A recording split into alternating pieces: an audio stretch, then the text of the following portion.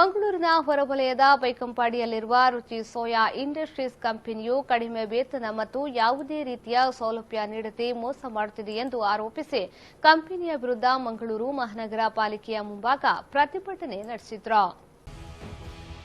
ಇದೇ ವೇಳೆ ಪ್ರತಿಭಟನಾಕಾರರು ಮಾತನಾಡಿ, ಮಾಲೀಕರ ವಿರುದ್ಧ ಈಗಾಗಲೇ ಮಂಗಳೂರಿನ ಉತ್ತರ ಶಾಸಕರಿಗೆ ದೂರು ನೀಡಿದ್ದೇವೆ. ನಮಗೆ ಸರಿಯಾಗಿ ನೀಡಬೇಕಾದ ವೇತನ ಮತ್ತು ಸೌಲಭ್ಯವನ್ನ ನೀಡುತ್ತಿಲ್ಲ. ನಮಗೆ ನಮ್ಮ ಸಂಸಾರವನ್ನ ನೋಡಿಕೊಡುವುದು ಕಷ್ಟವಾಗಿದೆ. ಕಂಪನಿಯು ಮೋಸ ಮಾಡುತ್ತಿದೆ. ನಮಗೆ ನ್ಯಾಯ ದೊರಕುವವರೆಗೆ ನಾವು ಈ ಹೋರಾಟದಿಂದ ಹಿಂದೆ ಸರಿಯುವುದಿಲ್ಲ ಎಂದು ಪಟ್ಟು ಹಿಡಿದು ಕಂಪನಿಯ ವಿರುದ್ಧ ಆಕ್ರೋಶ ವ್ಯಕ್ತಪಡಿಸಿದ್ರು. ನಾವು ಇಷ್ಟು ವರ್ಕರ್ ಎಲ್ಲ ಕೆಲಸ ಮಾಡ್ತಾ ಇದ್ದೀವಿ. ಇವತ್ತಿನವರೆಗೆ ಆದರೂ ನಮ್ಮ ಪ್ರತಿಯೊಂದು ಸೌಲಭ್ಯವು ನಮಗೆ ಯಾವುದೇ ಕಾರಣದಿಂದ ದೊರಕ್ತಾ ಇಲ್ಲ.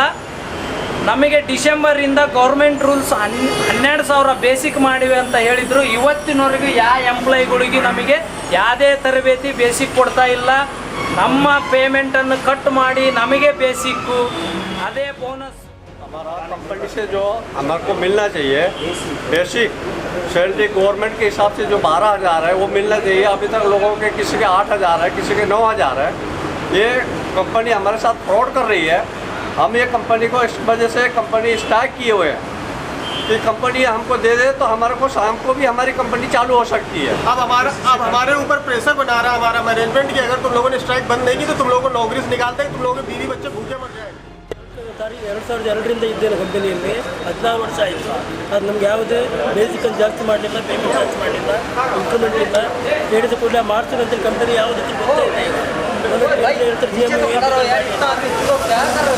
ನಮಗೆ ಎಲ್ಲ ಫೆಸಿಲಿಟಿ ಗೌರ್ಮೆಂಟ್ ಥರ ಸಿಗಬೇಕು. ಹಾಗಾಗಿ ನಮಗೆ ಎಲ್ಲ ವ್ಯವಸ್ಥೆಯನ್ನು ಮಾಡಬೇಕು ಅಂತ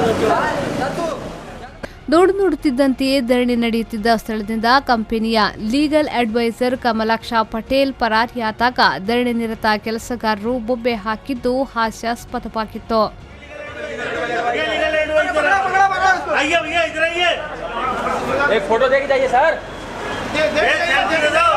ಕಂಪನಿ ಲೀಗಲ್ ಅಡ್ವೈಸರ್.